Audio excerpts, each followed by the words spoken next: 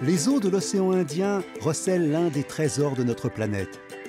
Une île immense qui s'étend sur 1600 km à l'est de l'Afrique. Cette île, c'est Madagascar. La 5e plus grande île du monde et aussi l'une des plus fascinantes. Une terre encore préservée, dont les côtes sont bordées au sud par la 2e plus grande barrière de corail après celle de l'Australie. Ici, depuis 15 siècles, les Vèzes, un peuple de pêcheurs devenu légendaire, défend avec ardeur son identité et ses richesses marines.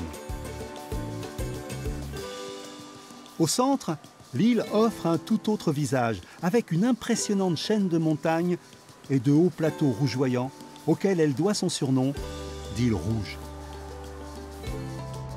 Au cœur des hautes terres s'élève Antananarivo, la capitale du pays où vivent plus de 2 millions d'habitants.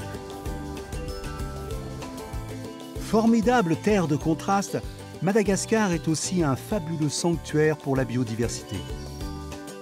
L'île abrite une nature unique au monde, avec des espèces emblématiques et millénaires.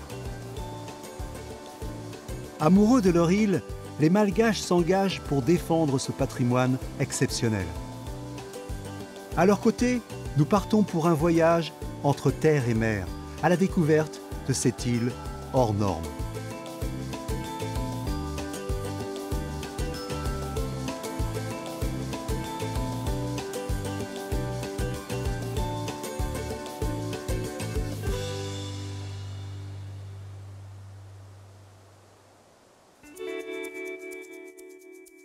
Notre voyage commence en plein cœur de l'île, à 1300 mètres d'altitude, à Antananarivo.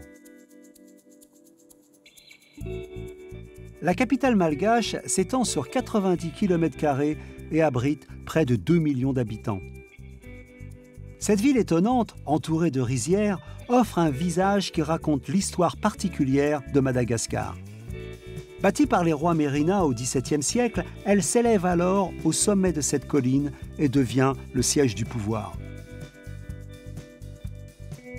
Vestige de cette époque, le palais de la reine, récemment restauré, surplombe encore la ville.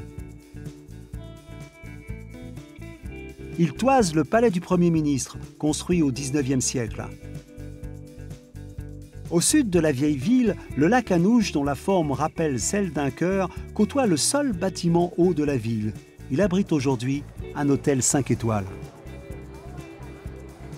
En 1896, Madagascar devient officiellement une colonie française. La ville est rebaptisée Tananarive jusqu'à l'indépendance en 1960. Aujourd'hui, celle que tout le monde appelle Tana est connue pour son relief atypique, son avenue de l'Indépendance et ses taxis reconnaissables au premier coup d'œil.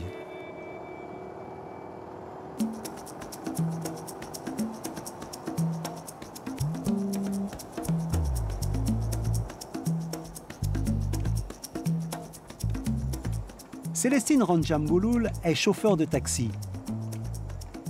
Au volant de sa 2 chevaux, elle arpente chaque jour les rues et les quartiers de la ville qu'elle connaît comme sa poche. Dans une autre vie, Célestine était professeure de français. Un jour, elle décide de changer de métier. Elle devient la toute première femme chauffeur de taxi de Tana. Bonjour. Bonjour. Bonjour. Vous pouvez m'emmener à la fac? Bien sûr, c'est 15 000 ariars. Ouh là là, mais c'est cher. Ah bah oui, mais c'est loin. Tous les jours que je vais en taxi, là, je suis à la bourre. Allez. Bon, allez, ok, pour 14 000, montez.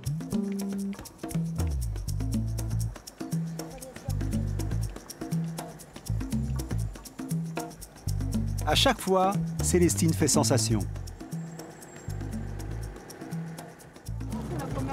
C'est la première fois que je vois une femme taxi. C'est la première fois que vous venez avec la femme taxi ici à Tana? Oui, et ça fait longtemps que vous faites ça? Ça a plus de 20 ans. Ah, J'étais la première femme comme ça.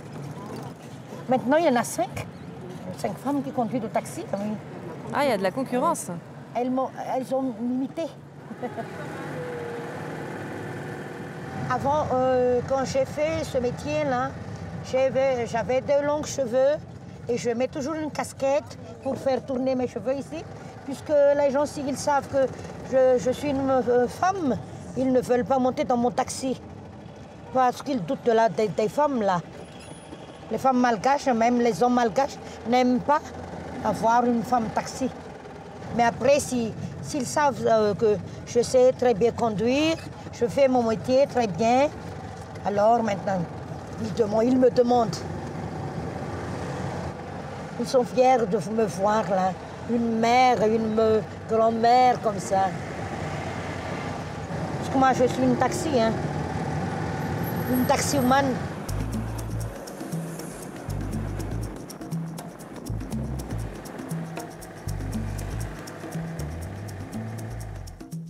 Bonne chance, hein, Bonne chance, mademoiselle. Merci. Bonne journée. Célestine a voulu apprendre à conduire quand elle avait 30 ans. Vous avez commencé avec quoi comme voiture? 2 chevaux. Toujours 2 chevaux, hein. J'aime les 2 chevaux.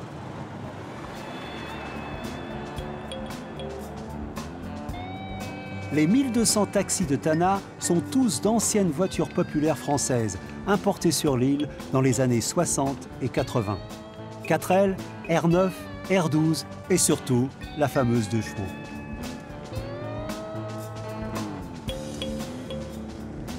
Elles arrivent directement d'Europe par container en pièces détachées. On a coupé en morceaux sur cette voiture, je ne sais pas, en 7 morceaux ou 8. Et on fait combiner avec des soudures et c'est monté comme ça. Voilà, vous voyez là, il y en a des soudures là-dedans. Oui. Peu gourmandes en carburant et faciles à réparer, ces voitures sont devenues de véritables institutions locales. Un patrimoine auquel les habitants de Tana sont très attachés, comme Célestine, qui veille sur sa 2 chevaux comme sur un trésor. On va voir le mécanicien. On va demander quelque chose, puisque ça me rend un peu folle, là, quelque chose qui me taquine un peu, là, tout à l'heure. La voiture, hein, elle a boudé un peu. Elle est capricieuse.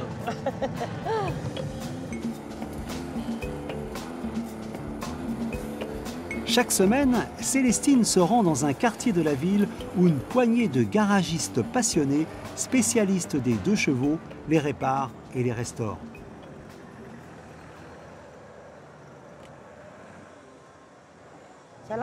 Bonjour. Ça n'a pas l'air très grave, mais tu peux jeter un coup d'œil. Regarde. Il y a une fuite d'huile, j'ai l'impression. Regarde ici. Ah oui, je vois. Ici, ça fuit. Célestine, on la connaît depuis qu'on a monté le garage. Elle est tout le temps là. À l'époque, c'était insolite de voir une femme chauffeur de taxi.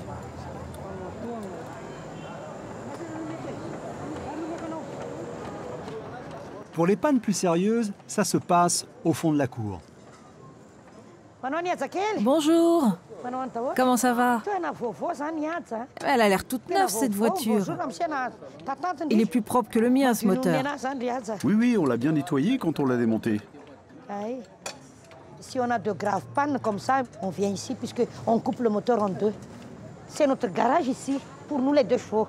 Au pays de la débrouille, rien ne se perd et tout se répare. On assemble souvent des pièces de voitures différentes pour remettre les 2 chevaux sur pied. Vous voyez là le roulement avant d'un 2 chevaux? Ça peut y aller avec un roulement d'R12 là. Et on combine 2 et un peu moins cher comme ça. C'est ça le bricolage. Célestine en profite pour admirer la dernière création de ces mécaniciens de génie.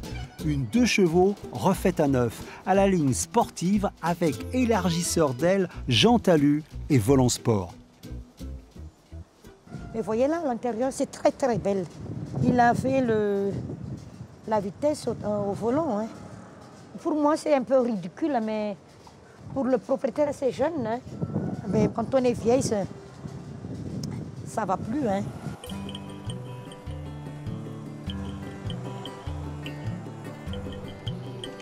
À la fin de la journée, Célestine quitte le tumulte de la capitale pour entrer à Tanjung-Bat, dans la banlieue de Tana, où elle vit avec son mari.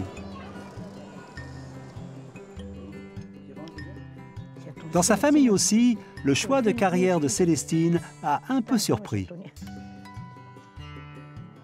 Quand elle a commencé à faire le taxi, on était tous un peu sceptiques.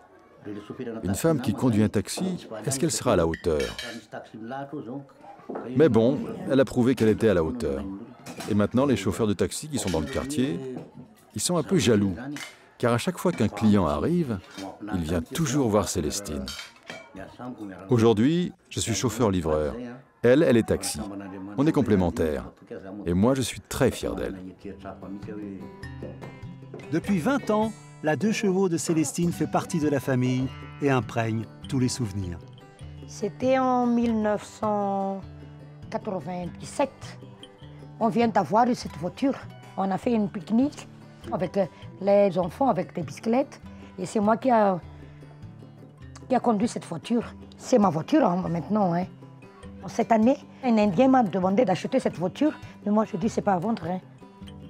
Je vais rester avec un 2 chevaux.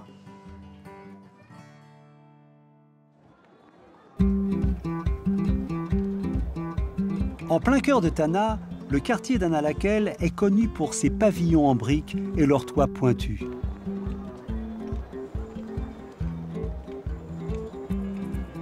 Il accueille aussi un marché quotidien, l'un des plus animés de la ville. Ici, on trouve des produits venus des 4 coins de Madagascar.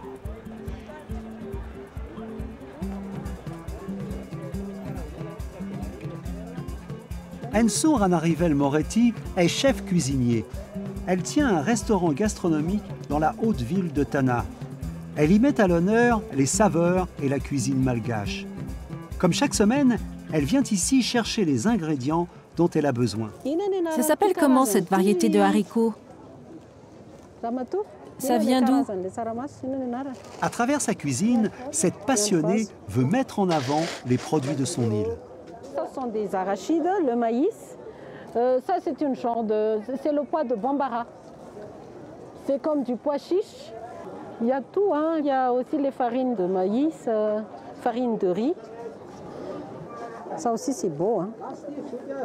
Mais l'aliment incontournable qui accompagne tous les repas malgaches, c'est le riz. Vari en malgache. C'est pas simple parce qu'on a au moins une 40aine de variétés de riz à Madagascar, hein. Donc il faut bien les choisir parce que chaque riz a son parfum. Tu vois là, c'est du riz rouge, hein. Et ça, c'est une vieille variété de riz malgache. Et ce riz-là, il ne colle pas à la cuisson. Bonjour.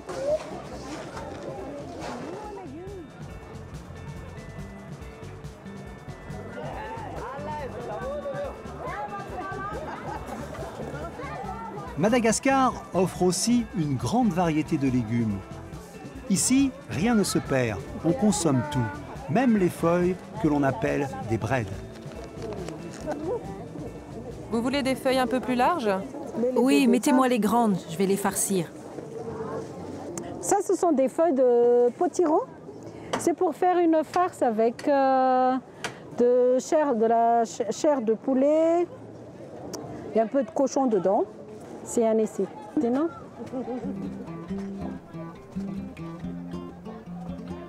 L'île est aussi connue pour ses épices qu'elle exporte partout à travers le monde. Là, j'ai le poivre sauvage. Le piment, le tlandimla, c'est hyper fort. Il y a les piments oiseaux, ils appellent ça, ou pili-pili. Nous, on a l'habitude de manger de piment, pas dans la préparation, mais à consommer comme ça, à table, à part. Dernier arrêt au stand des viandes. Ensu cherche du zébu, un mets de choix très apprécié des clients de son restaurant. Mettez-moi un peu de bosse. Et de la bosse, hein? Vraiment de la bosse. Le zébu, c'est la base, hein. Il y a beaucoup de plats avec le zébu, déclinés à toutes les sauces. Dans le zébu, tout se mange. Ensou a mis à sa carte une autre partie de l'animal. Mettez-moi celle-là plutôt, la grande. En fait, la queue de zébu, je le mélange avec de la langue et des tripes. Et ça, c'est le manaramout. Je mets un peu de béros dessus, c'est... Tout est bon dans le zébu.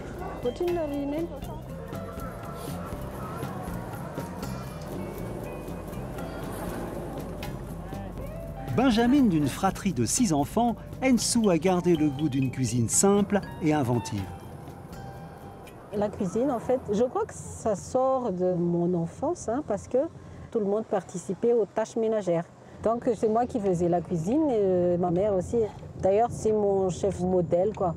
Pourquoi? Parce qu'elle réalisait des plats succulents avec très peu de choses, mais c'est juste l'assemblage des produits qui donnait le goût du plat.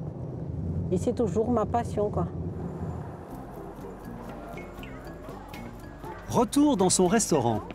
Aujourd'hui, Ensou fait aussi partie d'une association de femmes qui veulent défendre et promouvoir le patrimoine culinaire malgache.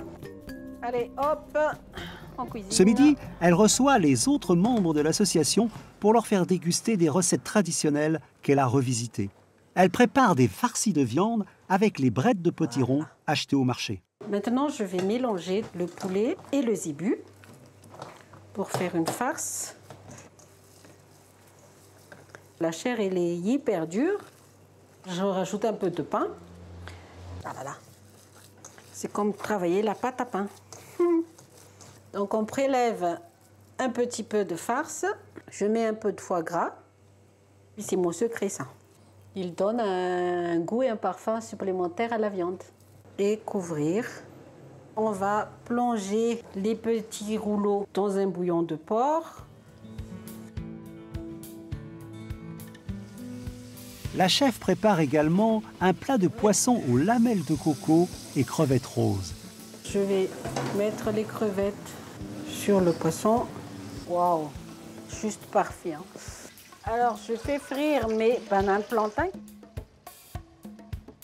et les petites capucines que j'ai cueillies ce matin. Elle prépare ensuite un riz aux légumes, servi dans des feuilles de bananier. Et là, Ensou a son petit secret. Et pour lier tout ça, moi, j'utilise la nervure de la banane. Tout ça, on va cuire. Le riz sera servi avec la viande de zébu effilochée fibre par fibre. Plus c'est fin, mieux c'est, hein. Ça, j'adore. Frite à la poêle, la viande est ensuite parfumée au gingembre frais et accompagnée de baies roses. Bonjour, bienvenue ma chérie, comment tu vas? Une fois son menu terminé, Ensou retrouve les autres membres de l'association. Depuis 2 ans, ces femmes se battent pour la création d'un label gastronomique malgache. Pour cela, elles veulent présenter ces recettes traditionnelles revisitées au prochain festival de la gastronomie. Alors, je vous ai préparé aujourd'hui le sisk. Vous vous rappelez quand j'ai parlé que j'ai revisité le sisk national parce que, au lieu d'utiliser le foie de volaille, j'ai utilisé du foie gras. Allez, bon appétit les filles. Bon appétit.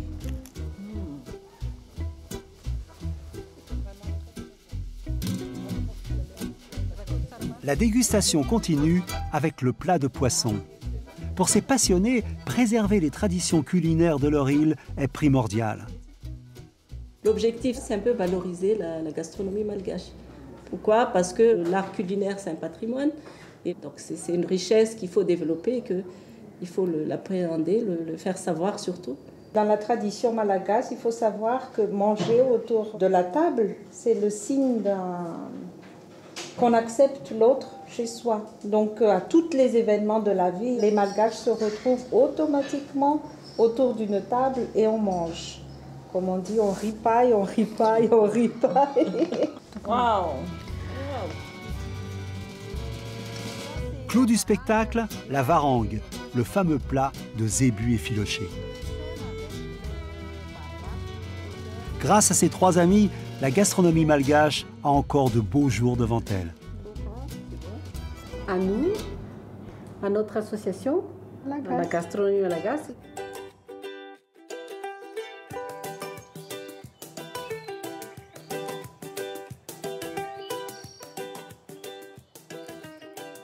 À quelques kilomètres du centre de Tana, à Mandioucèze, s'élève une cité unique en son genre, sortie de terre grâce à la volonté d'un couple de passionnés d'artisanat.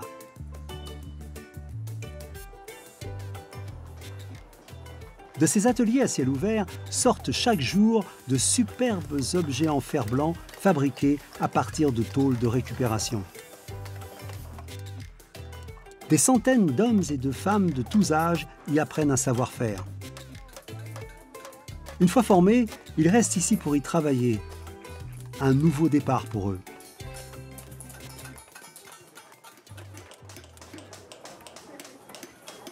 Dieudonné Razafin Zatouv est artiste sculpteur. Avec sa femme, ils ont créé cet endroit pour venir en aide aux exclus de la société. On donne des sens à des gens qui n'ont pas la chance de trouver du travail, qui ont une vie compliquée et qui sont dans la nécessité. C'est le critère de recrutement. Et ici, tout le monde s'améliore à leur rythme. Madagascar reste l'un des pays les plus pauvres du monde. Cet humaniste lutte à sa manière et il a pensé à tout. Il y a un salaire de base en tant qu'apprenti. Et après, eux, ils évoluent par rapport à leur capacité. Donc c'est comme un plan de carrière, c'est un plan de carrière. Voilà. Il y a 20 ans, cet ancien professeur de sport décide de changer de métier pour créer ce centre d'artisanat, pas comme les autres. Tout en préservant un savoir-faire, il a déjà changé la vie de milliers de personnes. Au début, c'était des hommes, beaucoup d'hommes qui travaillent le fer blantier, une dizaine. Et puis, 2 ans à peu près, j'étais avec eux et ils m'avaient dit, nous on est bien, mais notre famille. Donc, ils ont emmené leurs femmes et là maintenant, il y a beaucoup plus de femmes que d'hommes. Et maintenant, je pense qu'on manque d'hommes. Au fil des ans, la cité du fer martelé de Dieudonné est devenue un véritable lieu de vie pour des familles entières, dont 150 enfants qui trouvent ici un havre de paix et d'harmonie. Et la petite là, commence déjà là-bas, l'autre là. Elle commence à voir le doigtier. C'est merveilleux. Voilà.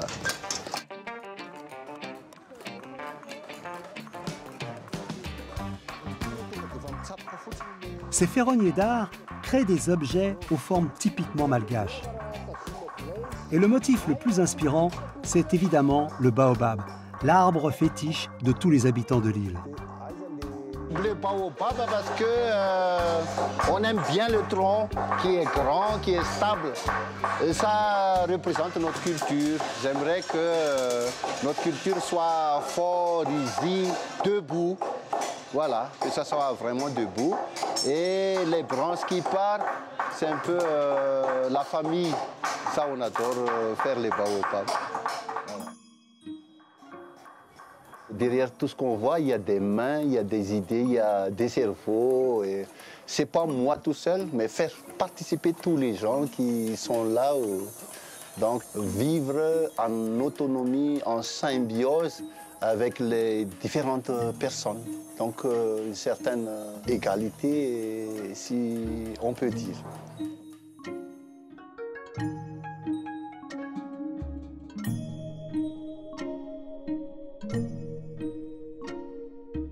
L'originalité, l'authenticité, dans la simplicité, c'est ça qui est difficile à faire.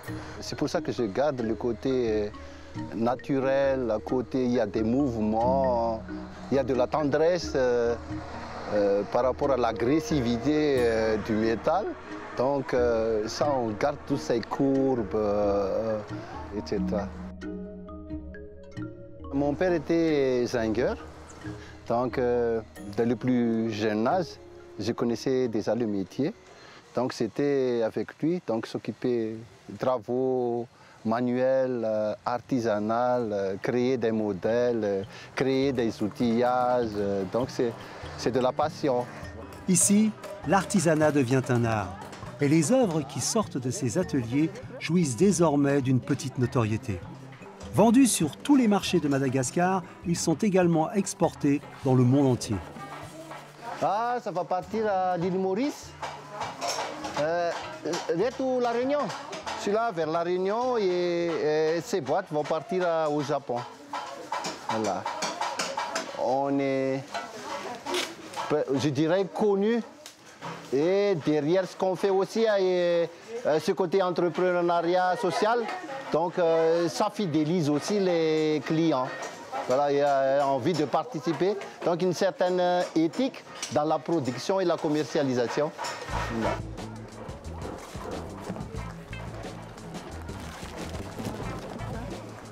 Ce matin, Violette, la femme de Dieudonné, prépare justement plusieurs cartons qui doivent être envoyés dans la journée.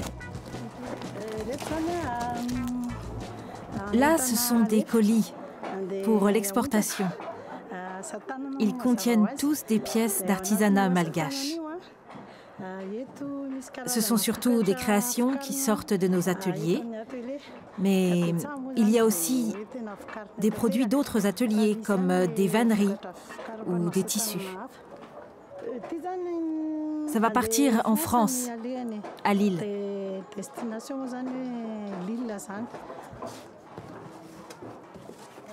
Après 2 décennies d'engagement, la passion de Violette, comme celle de Dieudonné, reste intacte.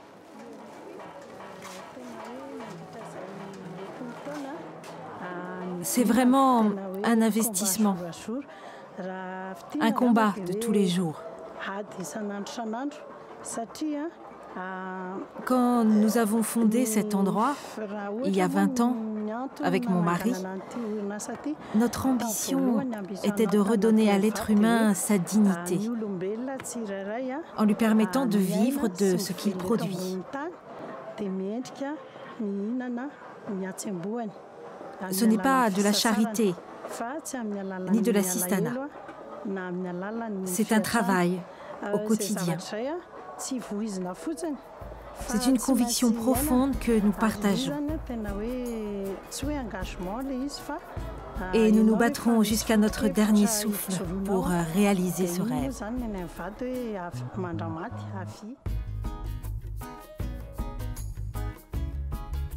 Pendant que les parents apprennent un métier, les enfants, eux, sont scolarisés dans l'une des 3 écoles construites par le couple à 2 pas des ateliers.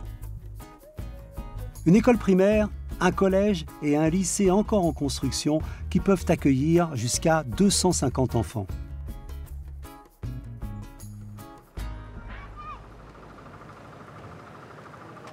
La plus grande fierté de Dieudonné, c'est ce jardin potager. Sur cette terre fertile, les habitants de sa cité radieuse cultivent des fruits et des légumes bio et toute une palette de plantes aromatiques. Le tout irrigué par un ingénieux système de canaux. Ce jardin est indispensable pour nourrir les 1000 personnes qui vivent ici. C'est impossible d'acheter parce qu'on consomme à peu près 1,5 tonne de riz par semaine. Mais ça, il faut acheter. Et c'est le potager qui équilibre. Au jardin comme à l'atelier, l'art du recyclage est omniprésent, un peu comme une philosophie. Tous les déchets organiques sont transformés en compost, un engrais naturel pour les cultures. Tout est manuel, parce que si on achète ou si on prend des hachoirs qui vont bouffer de l'électricité, ça va prendre le travail des gens, donc essayer de faire travailler les mains. Je crois qu'il a enterré très profond celui-là.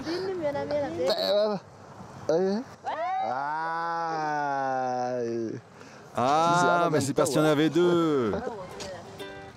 Il faut s'amuser, hein, sinon on tenir toute la journée, on parle avec beaucoup d'humour.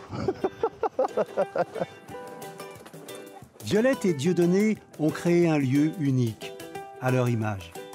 Dans les prochaines années, ils espèrent encore construire ici une université, un centre culturel et un hôpital.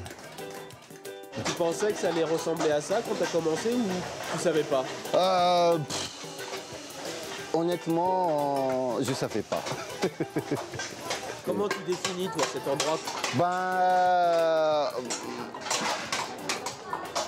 Eden. Oui.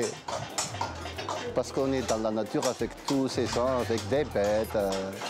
On veut vraiment être libre. Et ici, ce n'est pas cloisonné, même on n'a pas des clôtures, on laisse libre. C'est un endroit où on se plaisait de vivre. Voilà.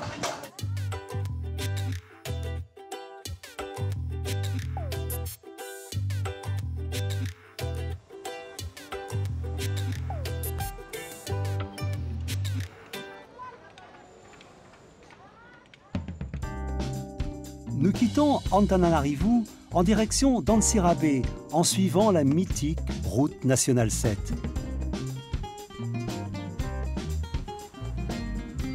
Cette route, longue de près de 1000 km, traverse l'île du nord au sud en passant par les hautes terres, l'une des régions les plus fertiles de l'île. Sur l'immense plateau, des rizières et des cultures en terrasse s'étendent de part et d'autre du ruban d'asphalte. Partout, la terre gorgée de fer donne à ces paysages leur couleur rouge, si caractéristique de Madagascar.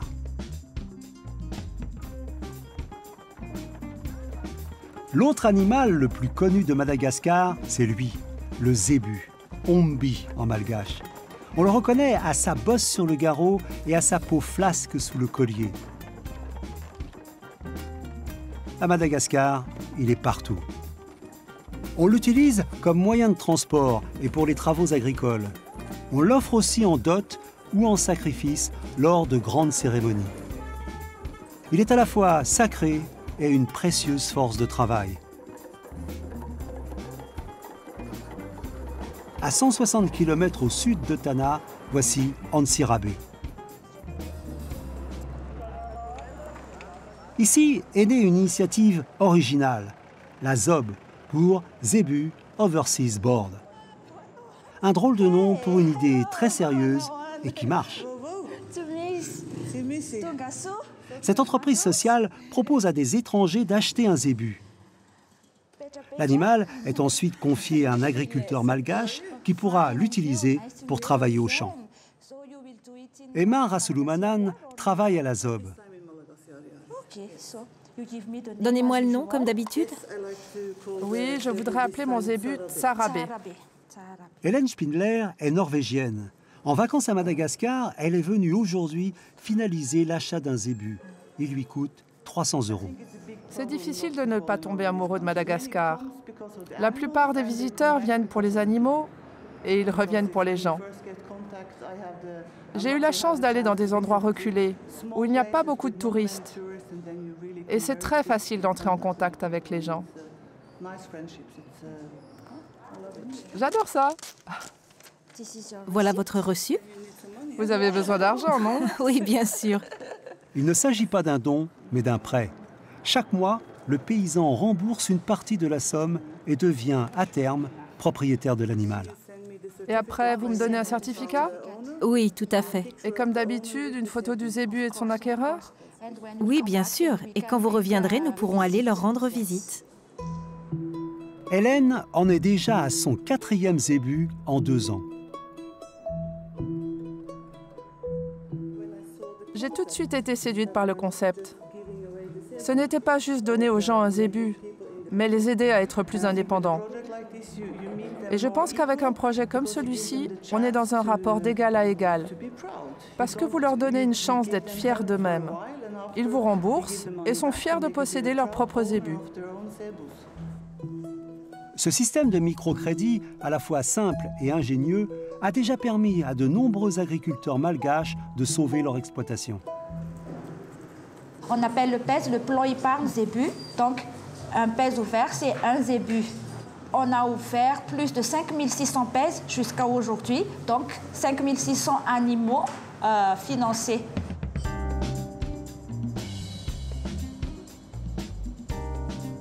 Régulièrement, Emma accompagne les investisseurs étrangers de passage à Madagascar à la rencontre de la famille qu'ils ont parrainée. Aujourd'hui, avec Hélène, elles se rendent au village de Milawaz, à 10 km d'Antsirabe. Ok, on est arrivé. Elles vont rendre visite à Madame Félicité, qui a bénéficié il y a 1 an d'un PES financé par Hélène pour acquérir 2 zébus. Salam. Bonjour. Comment ça va? Quoi de neuf? Hélène et Félicité se rencontrent pour la première fois. Voici Hélène. Je suis ravie de vous rencontrer et de voir où vivent les 2 zébus. Vous avez combien d'enfants? 2 garçons.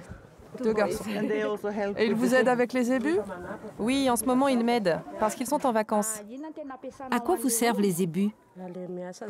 C'est très important d'avoir un zébu. C'est une source de revenus pour moi et ma famille. Ils nous servent pour travailler au champ, tirer la charrette, transporter des briques. Sans eux, on ne pourrait rien faire. Le zébu, c'est le meilleur ami des Malgaches.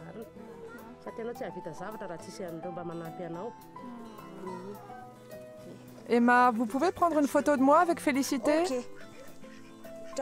Ces rencontres sont aussi l'occasion de tisser des liens entre l'agriculteur et l'investisseur.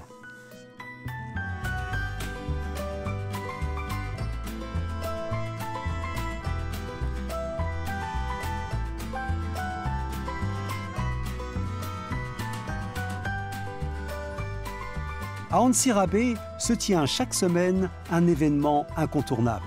Le grand marché aux zébus organisé sur ce vaste terrain en périphérie de la ville.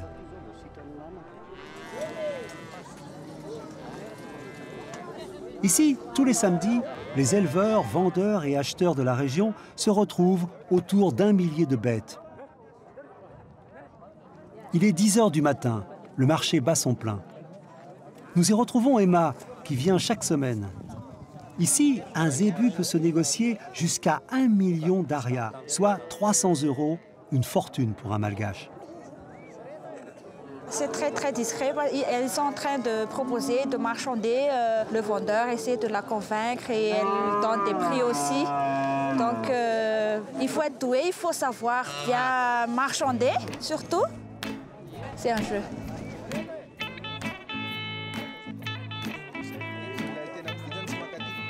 Ce matin, Emma a rendez-vous avec Naïm. Hé, reste là, on a un zébu à trouver. Donc lui, c'est Nain. Il fait partie des paysans de la Zob. Donc il est ici pour acheter un zébu sans la Zob parce qu'il va acheter un zébu grâce aux bénéfices qu'il a récoltés avec les 2 zébus qu'il a contactés déjà avec nous.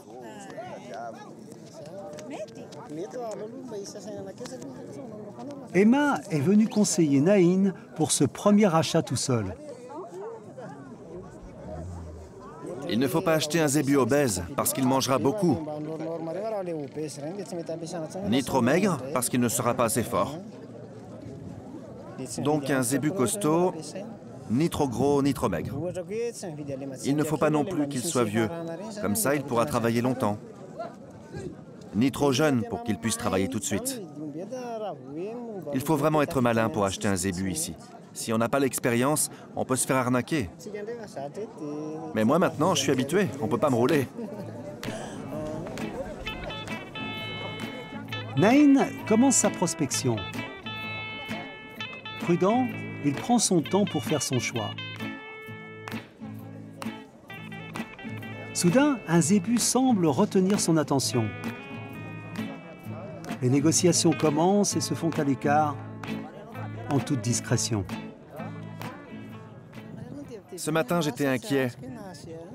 J'avais peur de ne pas trouver mon zébu ou qu'il soit trop cher, mais finalement, j'ai trouvé.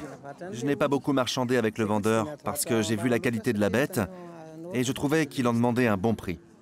Et puis, comme d'habitude, j'ai pris le noir, parce que tous mes zébus sont noirs. J'ai eu un coup de cœur.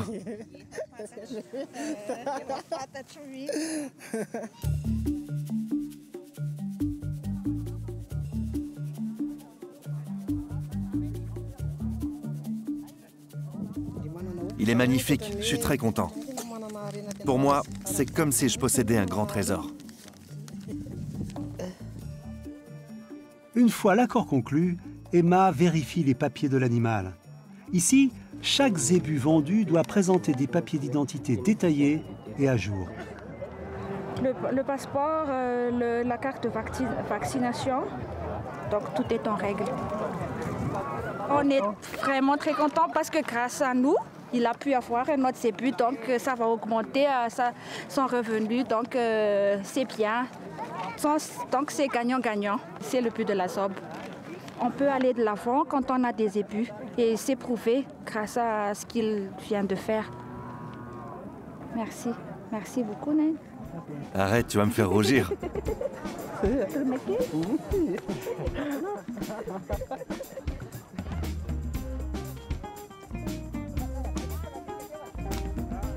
À la fin de la journée, Nain rentre chez lui avec son zébu.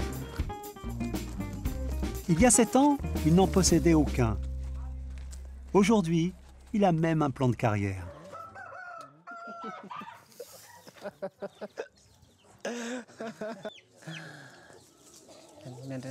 Je suis vraiment heureux. En fait, je procède par étapes. J'ai commencé par acheter 2 zébus. Là, j'ai pu m'en acheter un 3e. Et la prochaine étape, ce sera de m'acheter une nouvelle charrette, parce que celle que j'ai est vraiment trop vieille.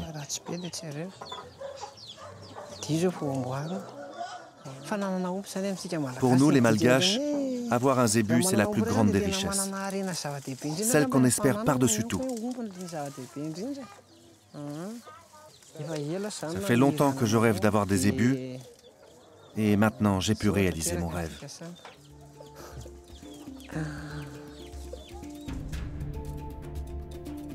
Notre voyage nous mène à nouveau sur la côte ouest de Madagascar, le long du canal du Mozambique, à Bélou-sur-Mer. Ici, le paysage change radicalement. De somptueuses étendues littorales s'étirent à perte de vue. Cette côte sauvage abrite une mosaïque d'écosystèmes riches et fragiles. Elle a été classée réserve de biosphère en 2016 par l'UNESCO. Dans cette région vit un peuple de légende, les Vèzes, littéralement les hommes libres. Des marins semi-nomades, pêcheurs hors pair qui depuis 15 siècles vivent et se déplacent le long de l'une des plus grandes barrières de corail du monde.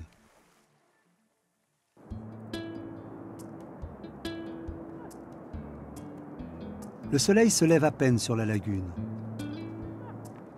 Clément se prépare à prendre la mer avec ses compagnons à bord de 2 pirogues à balancier, le bateau traditionnel des pêcheurs Vèzes. Comme chaque matin, ils utilisent les vents d'est pour partir au large. Nous sommes en août, en pleine saison de la pêche. Ils vont passer 2 jours en mer. Ces hommes ont toujours pêché. Mais depuis quelques années, la vie des Vèzes a changé. On ne peut plus rester chez nous. Il n'y a plus assez de ressources. On doit aller plus loin pour pêcher.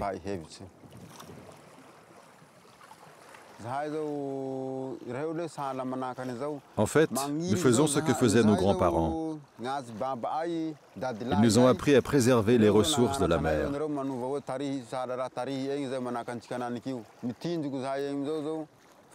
On fait ce qu'on appelle des migrations. On reste quelque temps quelque part, puis on va ailleurs pour que le coin puisse se régénérer.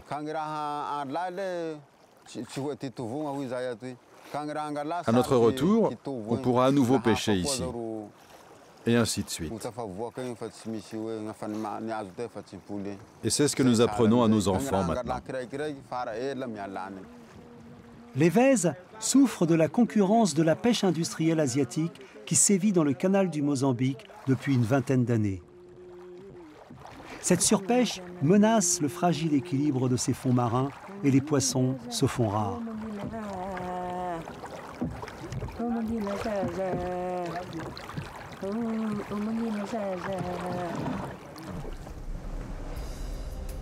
Après 3 heures de navigation, ils atteignent leur destination. Un îlot inhabité d'à peine 500 mètres de diamètre. Une zone hautement protégée où les vèzes sont autorisés à pêcher sous certaines conditions.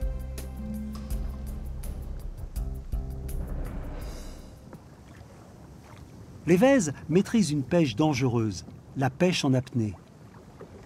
Elle leur permet de débusquer les poissons cachés dans les crevasses. Un premier plongeur part en repérage.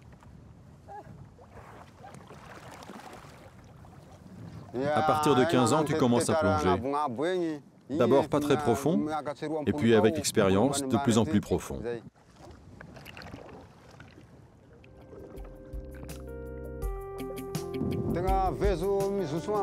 Quand on est vèze, on peut plonger à 5 mètres, même 10 mètres, voire 15 mètres de profondeur. Ça dépend vraiment du plongeur.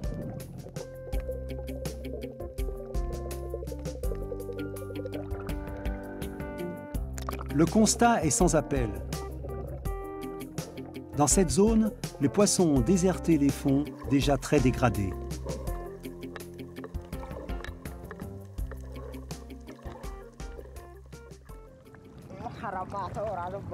Il n'y a que des coraux morts là-dessous.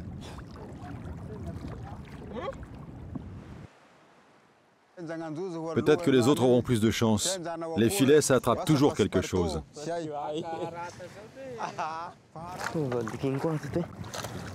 Sur le deuxième bateau, Rix et Levarach utilisent une autre technique vèze.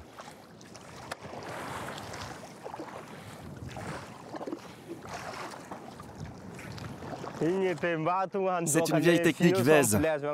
On frappe l'eau pour faire fuir les poissons en direction des filets. On vit sur l'eau depuis qu'on est né. Nos parents nous emmenaient déjà pêcher quand on était tout petits.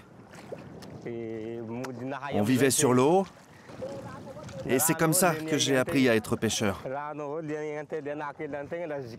Puis j'ai grandi, je suis devenu adulte, et j'ai pris le relais de mes parents.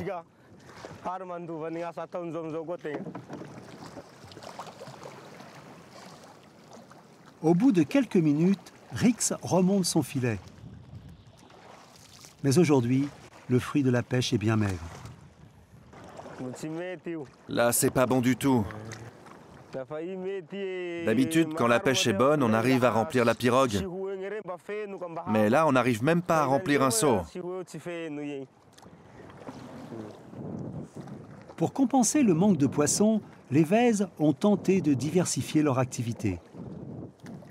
On a bien essayé de faire de l'agriculture et de vendre des produits de la terre, mais ce n'est pas notre héritage.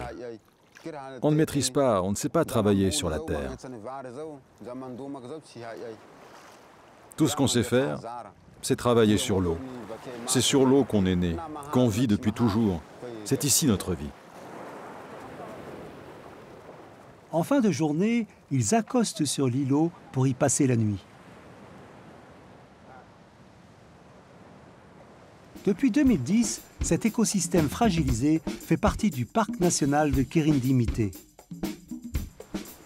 Les agents du parc, gardiens de ce site, effectuent des missions de surveillance pour contrôler la quantité et les espèces pêchées dans cette zone.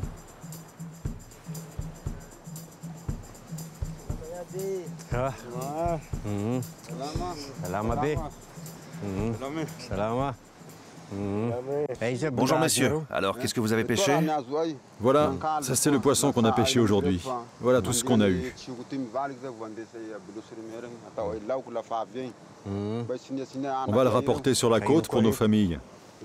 Et ça, on va le laisser sécher et le stocker pour nos enfants. Bon, très bien. Et qu'est-ce que vous avez vu sous l'eau? Surtout les coraux. Quelques coraux encore vivants, mais surtout beaucoup de coraux morts. Pour nous, c'est important de collaborer avec les pêcheurs vèzes parce que ce sont eux les premiers concernés. C'est aussi eux les premiers informés de tout ce qui se passe sous l'eau. C'est pour ça qu'on leur demande des informations sur ce qu'ils voient. Comme ça, on peut savoir quelle espèce tend à disparaître, quelle espèce est encore là. On est obligé de limiter la pêche, mais c'est aussi pour eux. Si les poissons reviennent, ils seront les premiers à en profiter. Il a raison. Nous sommes d'accord avec toutes ces règles. En préservant les ressources de la mer, on protège aussi l'héritage de nos enfants.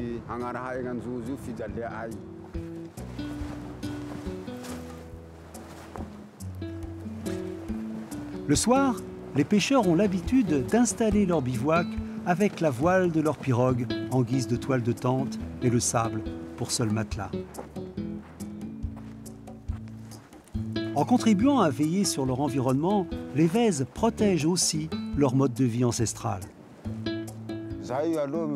La pêche est moins bonne qu'avant, mais on trouve encore ce qu'il nous faut pour vivre. Et surtout, on continue à travailler et à vivre sur la mer. Et c'est tout ce qui compte. Depuis toujours, les Vèzes, comme tous les Malgaches, veillent sur leurs traditions et leur patrimoine. Aujourd'hui, ils continuent à se battre pour protéger les trésors de leur île.